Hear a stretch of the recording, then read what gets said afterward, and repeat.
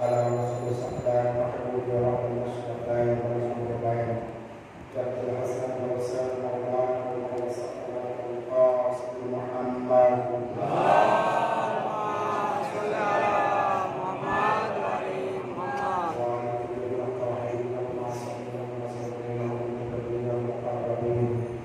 ولعنة الله على أعدائهم وغاسل حقوقهم ومن بقضائهم أجمعين أما بعد فقد قال الله تعالى تبارك في كتابه القرآن المجيد والفرقان الحميد وهو أصدق القائلين وقوله الحق بسم الله الرحمن الرحيم يا أيها النبي إنا أرسلناك شاهدا مبشرا ونذيرا وداعيا إلى الله بإذنه وسراجا منيرا صلوات محمد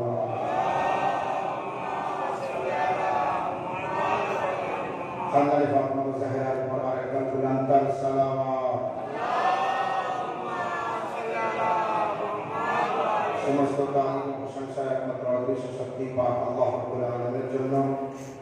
যেহেতু আপনারা সকলেই জানেন এই মজলিস ইমাম ফাউন্ডেশন নাজাফি হাউস এর পক্ষ থেকে আজ নবম মজলিস, এজন্য আপনাদের বলবো তিনবার দরুদ একবার আল্লাহ দরুদ শরীফ পড়ে সমস্ত মারহুম ও মারহুমাদের নামে বর্ষা করেন।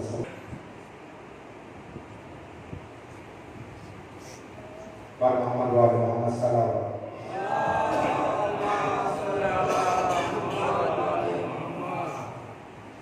আল্লাহ সকলকে ভালো রাখুক, সুস্থ রাখুক। মজলিস ইমাম হুসাইন ইসলামের যেই রাখুক, যার তরফ থেকে হোক না কেন, মজলিস এবং এই মজলিসের মাধ্যমে আমরা অনেক উপকৃত হয়েছি। যারা মজলিসকে মন দিয়ে শুনেছে এবং তার উপর আমল করেছে, যারা মন দিয়ে শোনেনি বা শুনেছে কিন্তু আমল করেনি, তারা মজলিস থেকে উপকৃত পায়নি। মজলিসে বসার যে স্বভাব, সেই স্বভাবটা পেয়েছে, কিন্তু মজলিসের পরে যে লাভ হওয়ার কথা ছিল, আমাদের যে উপকৃত হওয়ার কথা ছিল, সেটা হয়নি। আর তার কারণ হচ্ছে পরিষ্কার মনে মজলিস না শোনা, আর মজলিস শোনার পরে তার উপরে আমল না করা। যা শুনবো পরিষ্কার মনেও শুনতে হবে এবং তারপরে আমল করতে হবে। আমরা সবাই মুমিন, আমরা কেউ কাউকে মুমিনের বাইরে নিয়ে যেতে পারি না। আপনি মুমিন, আরেকজন মুমিন, আরেকজন মুমিন, আমরা সকলেই মুমিন। কারণ আমরা আমিরুল মুমিনিনকে মাওলা বলে মানি। আচ্ছা, তিনি যখন মুমিনিনদের আমির, তাহলে কোন মুমিন? যদি আপনি মুমিন না হন, আমি মুমিন না হই, আর একজন মুমিন না হয়, আমরা কেউ মুমিন না হই, তো আলী কাদের আমির? মাওলা আলী তো আমাদের আমির। আমরা কারা? তিনি কাদের আমির? মুমিনদের আমির। অতএব আমরাই সেই মুমিন যাদের আমির মাওলা আলী সাল্লাল্লাহু আলাইহি ওয়াসাল্লাম। আপনি মুমিন, আর একজন মুমিন মানে ইমানদার। জানেন একজন ইমানদারের হক কি? এখন তো আমি বললাম আমরা সবাই মুমিন, তো বিরাট আনন্দ হলো না? অবশ্যই আনন্দ হওয়া দরকার। এবার বলুন তো, ইমানদারের হক কি? ইমানদারের প্রাপ্য কি? ইমানদারের অধিকার কতদূর? কোথার থেকে কোথায় পর্যন্ত সে যেতে পারে, আর কোন জায়গায় যেতে পারে না, কোন জায়গায় যেতে পারে। একটা মুমিন ব্যক্তির কিরদার কেমন হওয়া উচিত, আখলাক কেমন হওয়া উচিত, ব্যবহার কেমন হওয়া উচিত, চরিত্র কেমন হওয়া উচিত, তার চলাফেরা কেমন হওয়া উচিত, তার ভাষা কেমন হওয়া উচিত। একজন মুমিন ব্যক্তির ভাষা কেমন হবে, একজন মুমিন ব্যক্তির আমল কেমন হবে। জানেন মুমিনের বড় মর্যাদা। মুমিন যে ইমানদার, তার বড় মর্যাদা। তবে সত্যিকারের যদি ইমানদার কেউ থেকে থাকে, সঠিক মুমিন কেউ হয়ে থাকে, তার মর্যাদা আল্লাহর কাছে অনেক বেশি। কত বেশি? কত বেশি? একটি ঘটনা পড়বো, তারপরে আপনি বুঝতে পারবেন। আর এই ঘটনা পড়বো, এই ঘটনাই মমিন শেষ, তারপরে একটু মুসাইব ইনশাআল্লাহ।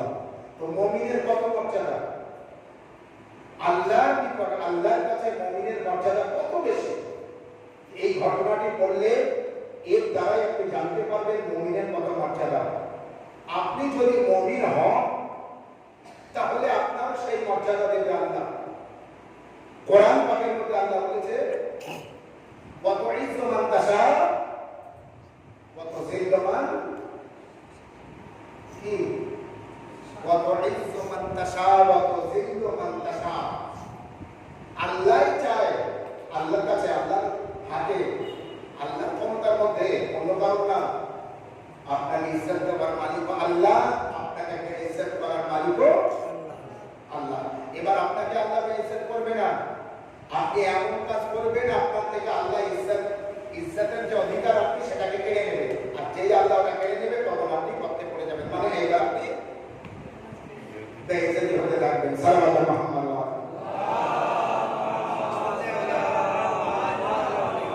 তো আপনি যখন একটা মুমিন, আপনার আল্লাহর নিকটে বড় মর্যাদা। কিরামের কি আপনার মানলো না মানলো যায় আসে না। আমি মাওলানা সাহেব আপনাকে মানি না, আপনার কিচ্ছু যায় আসে না। সারা গ্রামের লোক আপনার মানে না, আপনার কিচ্ছু যায় আসে না। যদি আপনি মুমিন থাকেন, নিজের মনের কাছে আপনি বলতে পারেন যে আমি মুমিন, তবে আপনি যে মুমিন সেটা যেন হাদিস আর কোরআন থেকে প্রমাণ পাওয়া যায়। ইয়াজিদ বলতো আমি মুমিন, ইয়াজিদ বলতো আমি মুমিন, মুআবিয়া বলতো আমি আমিরুল মুমিনিন, ইয়াজিদও বলতো আমি আমিরুল মুমিনিন। এইরকম মুমিন হলে হবে না। সালাম। মুমিন হতে হবে তো পাড়ার প্রতিটা মানুষ আপনার সুখ দুঃখে কষ্টে আপনার সাথী হবে, আপনার জন্য কাঁদবে মানুষ, কষ্ট পাবে মানুষ, এত ভালো মানুষ, এইটা বলবে মানুষ। তখন আপনি জানবেন আপনি মুমিন। মানুষের কাছ থেকে আপনার ইজ্জত জোর করে নেওয়ার দরকার নেই। মানুষ আড়ে আবডালে আপনার প্রশংসা করবে, আপনার সামনে না। সামনে যার প্রশংসা করে সে মুমিন না। মুমিনের প্রশংসা মানুষ পিছনে করবে। একটা মুমিনের ঘটনা করি, আমি আলোচনা লম্বা করবো না। সম্ভবত মানে ইসরায়েলের জামানারই ঘটনা, আর ওই জামানায় এইসব ঘটনা বেশি ঘটেছে। একটা মুমিন বান্দা, খুব মুমিন, সে এত নামাজ পড়ে, এত নামাজ পড়ে, এত আল্লাহর ইবাদত করে, এত আল্লাহর ইবাদত করে, নিজের বাড়িতে সকাল থেকে সন্ধ্যা, সন্ধ্যা থেকে সকাল, মানে এইভাবে সারাদিন সারা রাত নামাজ পড়বে, আল্লাহর ইবাদত করবে প্রথমেই। কিন্তু এসে আসে আর কোনো না কোনো কথা বলে বা কোনো সমস্যা তার সামনে তুলে ধরে, বিভিন্ন আলোচনায় তার ইবাদত কম হয়ে যাচ্ছে। বলে এসব হবে না, আমি ইবাদত করব 24 ঘন্টা 24 ঘন্টা এইভাবে রাত দিন ধরে ইবাদত করব, আমার যেন কেউ আমার কাজে বাধা না দেয় এবং আমার কাছে কোনো প্রয়োজন নিয়ে কেউ না আসে, বা আমি যেন তার সাথে বাধা না করতে হয়। 24 ঘন্টা আমি ইবাদত করব আমার জীবন ভর। এইভাবে সেই মুমিন বান্দা প্রায় 30 বছর ধরে জঙ্গলে ইবাদত করছে। কোথায়? জঙ্গলে। জঙ্গলে, যাতে কোনো মানুষ তার দেখতে না পায়, কারোর সাথে কথা না বলতে হয়। এত আল্লাহর মুখলিস, খালিস, নেক ও ইমানদার বান্দা। ঠিক, তাহলে একজন মুমিনকে চেনাতে পেরেছি আপনাদের? সালাম।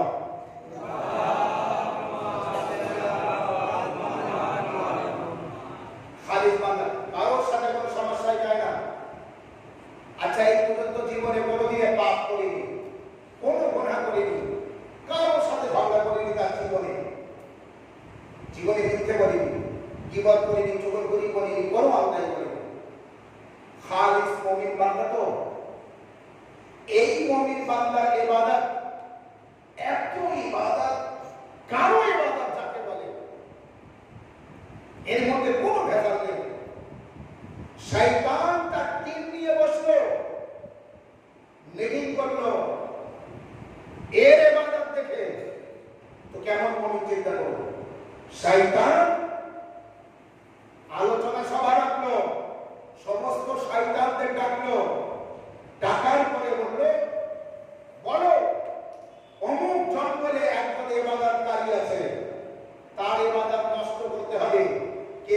বলো। আচ্ছা শয়তান এরা কিন্তু জিনদের ভিতরে। একজন বলল, একটা শয়তান বলল আমি পারবো। ওদের যে হেড যে আলোচনা সভা রেখেছে যাও, সে জিজ্ঞাসা করলো তুমি কিভাবে করবে? বললাম কিভাবে করবো মানে আমি টাকা দেখাবো। জীবনে টাকা দিয়ে দিবি, টাকা দিয়ে দিও জানে না। টাকা যেই দেখাবো টাকার লোভে ইবাদত ছেড়ে দেবে।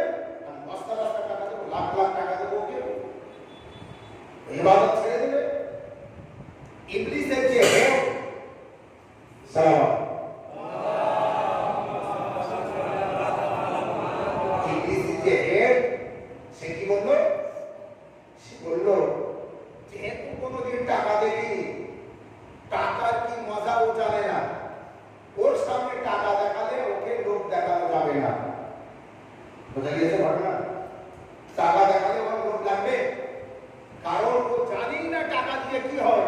ও জীবনে বাজার করে খেতে হয়নি, ও জীবনে একটা টাকা হাতে নেয়নি কারোর কাছ থেকে, আর কাউকে দেয়নি। তাহলে ও টাকার মজা কি জানে? একটা শয়তান বললো তোমার দ্বারা হবে না, আর একটা শয়তান বললো আমি পরে ইবাদত নষ্ট করবো। বলে কিভাবে ইবাদত কিভাবে নষ্ট করবে? তো বলে আমি ওকে জেনায় লিপ্ত করবো, হারাম কাজে লিপ্ত করবো। ইবলিসের যে হেড বললো তুমিও পারবে না, কারণ কোনোদিন ওই কাজ করিনি, তাই ওই কাজের কোনো স্বাদ ও জানে না, অতএব ও যাবে না। সালাম।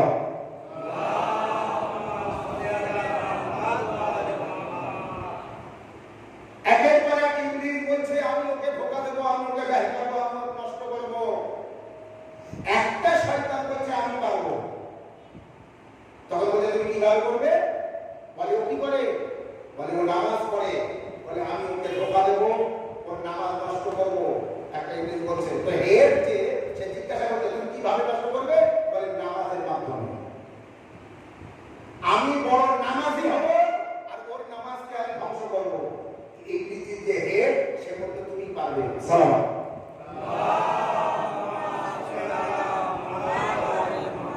এইটুকু জায়গায় গবেষণা করলে আপনার কয়েক সপ্তাহ লেগে যাবে, আপনার জীবনের টোটাল লাইফ এর মধ্যে এসে যাবে।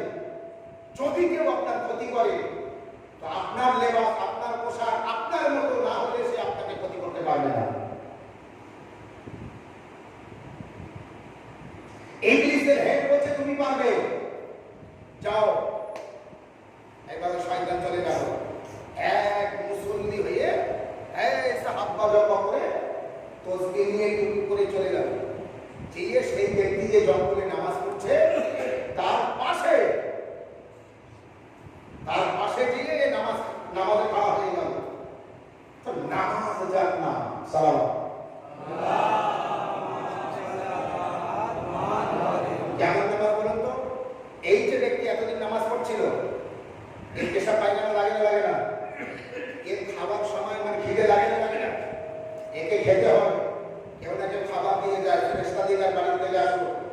এ পানি পান করে, এ খায়, এর ঘুম লাগে, 2-10 মিনিট ঘুমাতে পারে, এর পেশা পায়খানা লাগে, যেতে হয়, আর বাকি টাইমটা নামাজ পড়ে। কিন্তু ওই যে নামাজ শুরু করেছে আর 1 সেকেন্ডের জন্য ওর নামাজ বন্ধ নেই। নামাজ আর নামাজ। নামাজ পড়ে আর চোখে দেখে 30 বছরের উপরে নামাজ কিন্তু একবার মনে রাখবেন, নামাজ পড়ে আর চোখে দেখে ও কিরকম আল্লাহর বান্দা। আমি এতদিন ধরে নামাজ পড়ছি কিন্তু আমার নামাজ, আমার পেশাব লাগে, পায়খানা লাগে, আমার ভোগ লাগে, খিদে লাগে, কত কি হয়, আর কি নামাজই পড়ে যাচ্ছে। আল্লাহু আকবার। ওর ইবাদত সত্যি, ওর আমল নিশ্চয়ই কিছু আমল আছে যে আমলের দ্বারাই ওর খিদেও লাগে না, যে আমলের দ্বারাই ওর উযু ভাঙে না। সাল্লাল্লাহু মুহাম্মাদ ওয়া আলি মুহাম্মাদ। খুব গুরুত্বপূর্ণ ঘটনা আমি বলছি, অনেক কিছু শিক্ষা পাবেন এর দ্বারা। এই ইবাদতকারী এই নামাজ পড়ছে এতদিন, 30 বছরের উপরে নামাজ পড়ছে, এতদিনের নামাজ ছিল একটা চিন্তা ভাবনা করে, এখন শুধু দেখছে আমি যে নামাজ পড়ি তো আমার নামাজের মতো নামাজি নেই এলাকায়, বিখ্যাত নামাজি, বিখ্যাত ইবাদতকারী আমি, আর আমার পাশে যে নামাজ পড়ছে কেমন আমল পেশাব লাগে না, এর পায়খানা লাগে না, এর উসু ভাঙে না, এর খিদে লাগে না। একদিন, দুদিন, 5 দিন, 7 দিন, 10 দিন, 20 দিন যখন নামাজই পড়ে যাচ্ছে, 1 সেকেন্ডের জন্য নামাজ ভাঙে না। তো এই নামাজের মনে প্রশ্ন জাগবে না জাগবে না? এর ভিতরে 3-4 জন লোক এখন আমার কথা বুঝতেই পারেনি, একদম তারা মনে হচ্ছে আমি একটা মানে মাঠের একটা কোনো একটা গল্প করছি, এমন ভাবে তারা এই কথা যদি তাদের মাথায় ঢোকে করেছে, তাদের মাথায় ঢুকবে এখন কোন সারের কি দাম আর কোন মাঠে কি চাষ করতে হবে এইসব কথা বললে মাথায় ঢুকবে। সালাম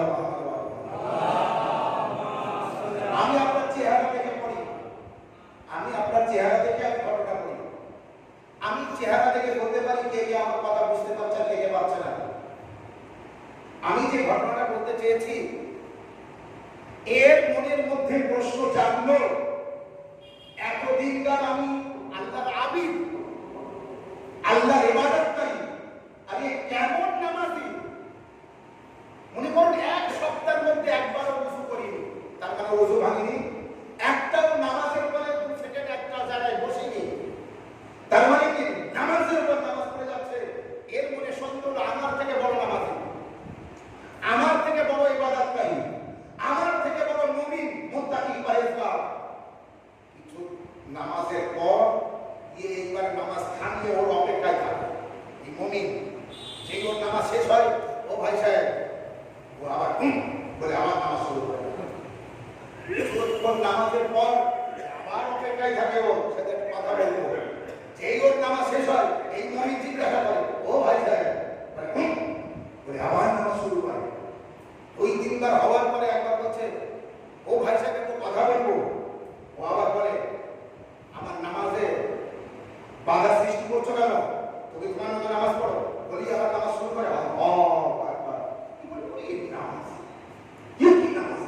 একটু কথা বলার সবাই নেই, ঠিক আছে আবার নামাজ পড়ো, নামাজ পড়তে পড়তে নামাজ ছেড়ে দিয়ে আবার ওর অপেক্ষায় থাকে কথা বলবো।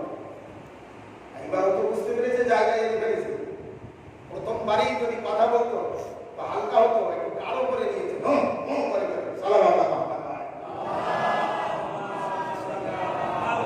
গাঢ় করে এইবারে যে বলেছে ভাই সাহেব তখন নামাজ বন্ধ করেছে, বন্ধ করার পরে বলছে বলো কি বলছো, তুমি কেন সমস্যাটা হচ্ছে, আর তুমি তোমার মতো নামাজ পড়ো, আমি আমার ভাই নামাজ তো আমি পড়ছি তুমিও পড়ো বলি, ভাই তোমার মধ্যে কি আমল আছে বলো, তোমার এমন কি আমল করেছো তুমি যে কেরামতি তোমার আছে যা আমার নেই, তোমার ওযু ভাঙে না, তোমার খিদে লাগে না, তোমার পেয়াস লাগে না, হ্যাঁ তুই পানি পান করো না, খাদ্য খাও না, কি আমল তোমার মধ্যে, বলে কেন তোমার মধ্যে নেই, বলে না, বলে আমি শুধু নামাজ পড়ি, আমার মধ্যে থেকে গেলে আমার তো খিদে লাগে।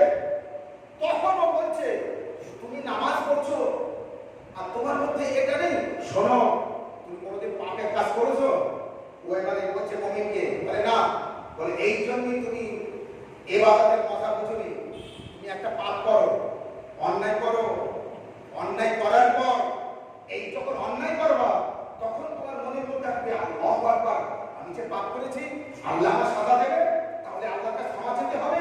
এইবার একেবারে এক মনে তুমি ক্ষমা চাওয়ার জন্য আল্লাহর ইবাদত করবে, তখন তুমি ইবাদতের কথা পাবা, তখন তোমার পেশাব লাগবে না, পায়খানা লাগবে না, খিদে লাগবে না, পেঁয়াজ লাগবে না।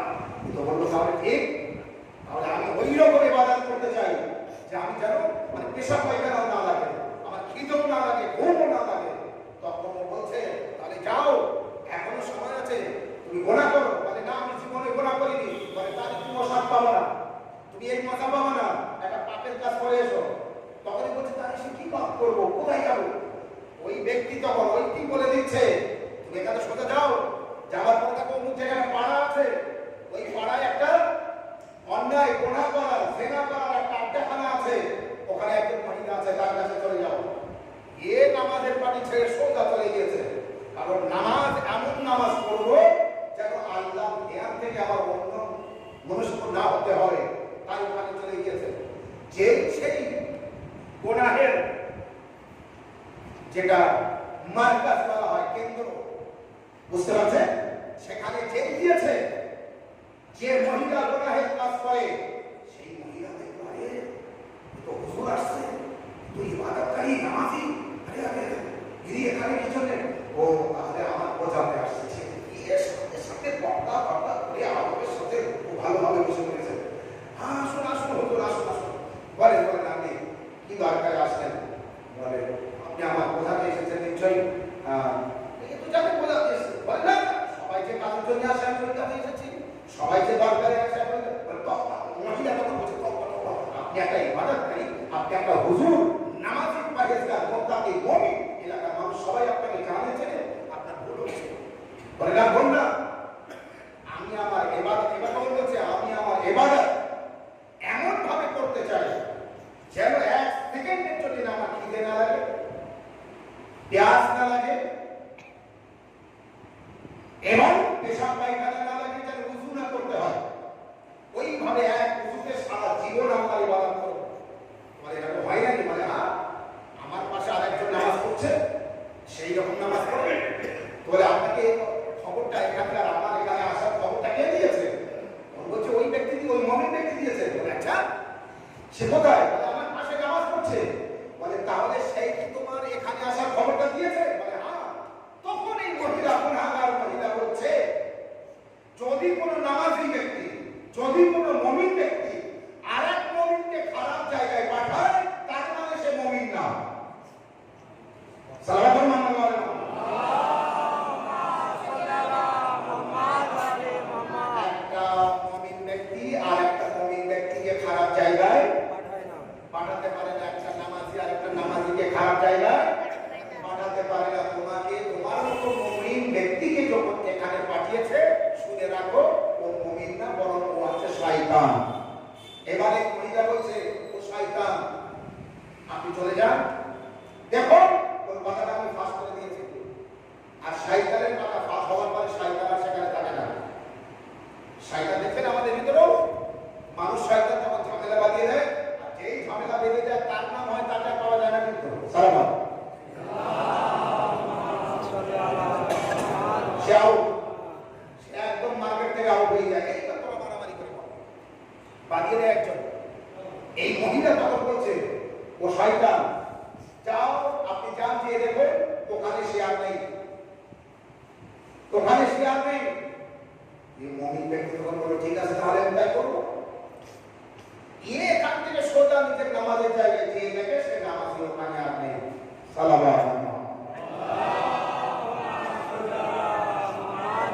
তখন এর প্রমাণ হলো আমাকে যে পাঠিয়েছিল ও শয়তান।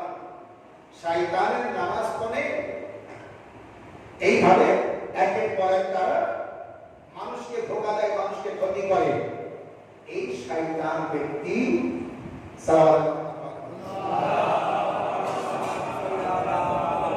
এই শয়তান ব্যক্তি এটা হয়ে যাবে এখান থেকে, আর নেই।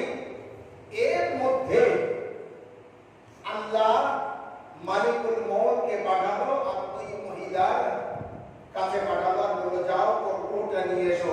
সেই মহিলা তখনই মারা গেল। ওই মুহূর্তে বিখ্যাত অপরাধী, বিখ্যাত অন্যায়কারী সবাই জানে আর আমি নবী ওখানে যাব। আল্লাহ বলছেন মুসা জনগণ কি বললো তুমি দেখো না, আমি যেটা বলছি সেটাই দেখো, শোনো মুসা। তখন মুসা বলছে আল্লাহ এর মাঝরা কি? ও তো বিরাট অপরাধী আর ওর জানাজায় যাবো আমি নবী। আল্লাহ তখন বলছে এটা খবর মুমিনের ইজ্জত। আল্লাহ যেটা প্রথমে বলেছিলাম মুমিনের ইজ্জত, তার প্রমাণ এখানে দিচ্ছে। আল্লাহ বলছে হে মুসা ও গুনাহগার, কিন্তু আমার একজন প্রকৃত মুমিনের ইজ্জত বাঁচিয়েছে, তার ঈমান বাঁচিয়েছে। একটা ঈমানদার ব্যক্তির ঈমানকে বাঁচিয়েছে আর এরপরে ও তওবা করে দিয়েছে আর কোনোদিন তারপরে ও আর গুনাহ করেনি।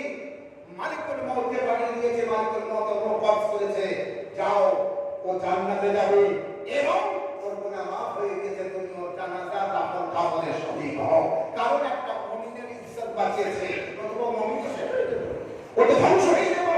এতদিন তার আমার ইবাদতকারী একজন মুমিনের যখন ঈমানকে বাঁচিয়েছে তার কারণে আমি আল্লাহ এই গুনাহগার মহিলার সমস্ত গুনাহকে মাফ করে দিয়েছি। সাল্লাল্লাহু আলাইহি ওয়াসাল্লাম।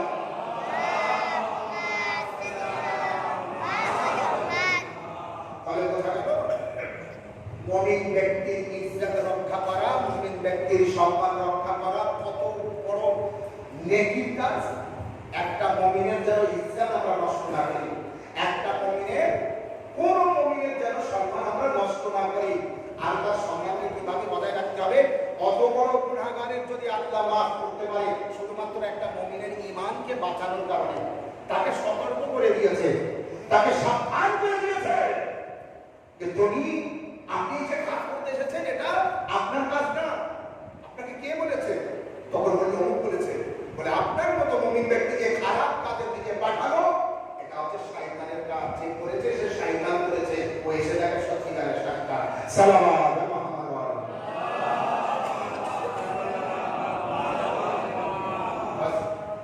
আল্লাহ তৌফিক দান করুন। যেহেতু আজ এই মজলিস নবম মজলিস, আর ইনশাআল্লাহ আগামী শেষ মজলিস নামাজের জন্য ঠিক সময় মধ্যে সেটা আল্লাহ আমাদের তৌফিক দান করুন। গাজী ফিরোজ ইমান ফাউন্ডেশন তারা যে কাজ করেছে, ভালো কাজ করেছে। আজাদ হুসাইনি আজাদারি বেশি থেকে বেশি পালন করার জন্য সব জায়গায় আমরা ইমাম হুসাইন হিসেবে আজাদারি পালন করতে পারছি। একটু পরেই আবার মাওলাদের মজলিস আছে বারগাই সাকিনাতে, আর বানি সাকিনা সালামুল্লাহ আলাইহার শাহাদাতের তারিখ